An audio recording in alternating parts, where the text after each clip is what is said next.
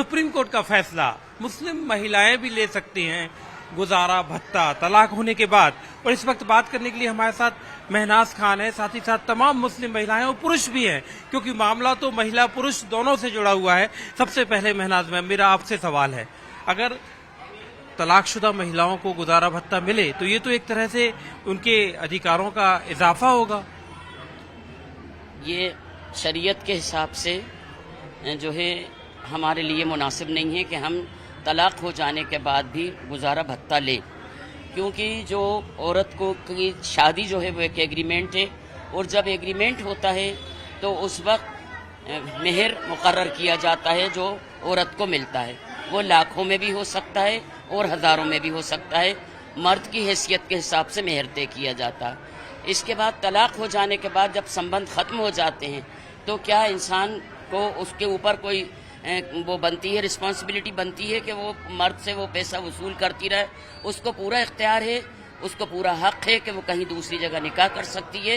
और तलाक हो जाने के बाद 4 महीने 10 दिन जो इद्दत का पीरियड है उसमें वो अपना गुजारा भत्ता शोहर से ले सकती है। उसके बाद उसकी जिम्मेदारी उसके भाइयों की, उसके बाप की और उसके घर वालों की है, और वो कहीं खुद भी जॉब कर सकती है, दूसरी जगह शादी कर सकती है। उसके ऊपर इस्लाम ने कोई पहले शोहर पे कोई जिम्मेदारी नहीं डाली है। एग्रीमेंट खत्म, शादी तलाक के बाद एग्रीमेंट खत्म हुआ तो कोई जिम्मेदारी नहीं बची। एग्रीमेंट जो मुस्लिम धर्म है उसमें आपका कहना है कि वो तो एक एग्रीमेंट है, कॉन्ट्रैक्ट है, कॉन्ट्रैक्ट के तहत शादी हो गई। लेकिन सीआरपीसी की धारा 125 कहती है कि महिलाओं को, विवाहित महिलाओं पर सब पे लागू होती है वो धारा। तो और ऐसे में अगर मुस्लिम महिलाओं को भी हिंदू महिलाओं की तरह तलाक होने की स्थिति में, अगर सेपरेशन की स्थिति में गुजारा भत्ता मिले, आप क्या सोचते हैं? सर देखिए, जो शरीयत के कानून है वो पहले से डिसाइडेड है, और शरीयत कोई ऐसे तो है नहीं, वो तो ह्यूमन वेलफेयर के लिए ही बनी है।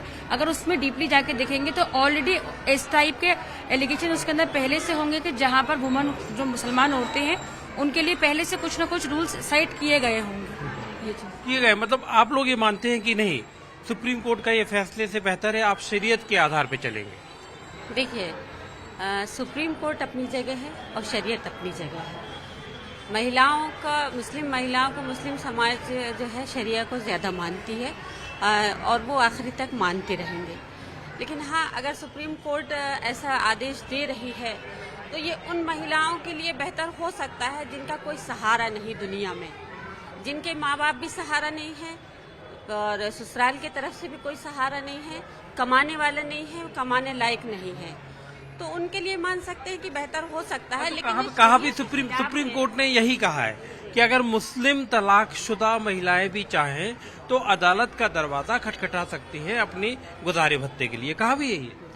कहा है, सही है, लेकिन अभी तक जो हमारे यहाँ फैसले होते आए हैं मुस्लिम समाज में वो शरिया के हिसाब से ही होते आए हैं, और उस हिसाब से महिलाएं संतुष्ट भी रही हैं, संतुष्ट रही हैं। कि अगर जरूरतमंद महिला अपने इस अधिकार का इस्तेमाल करती है तो उसमें कोई बुराई नहीं है।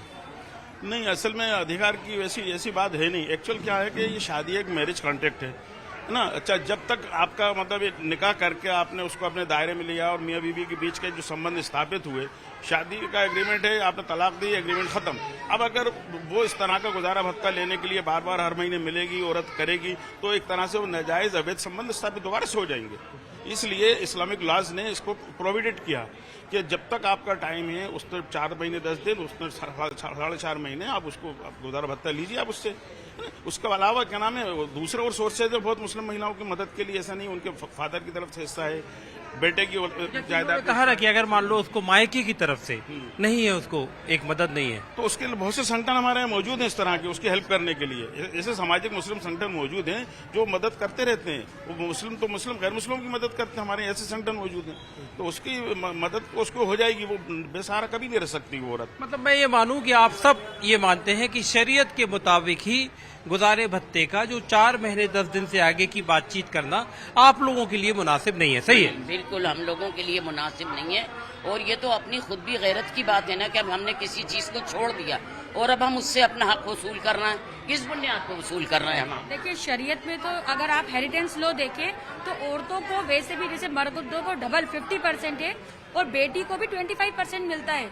तो यहाँ तो वालिदैन जो मतलब पेरेंट्स है लड़की के, वो तो पहले से ही अपनी बेटी को विरासत में हिस्सा देते हैं। ये किसी और लॉ में नहीं है, किसी भी रिलीजन में नहीं है, सिर्फ मुसलमानों में है कि बाप की प्रॉपर्टी में बेटी का हक है 25%, बेटे का 50%, बेटी का 25%। तो ये राय है भोपाल की महिलाओं की, जो सीधे तौर पर मानती हैं कि शरीयत के मुताबिक जो गुजारे भत्ते की बात हो रही है, जो अदालत जो बात कह रही है वो अपनी जगह है, लेकिन वो गुजारा भत्ता शरीयत के मुताबिक ही चाहती हैं।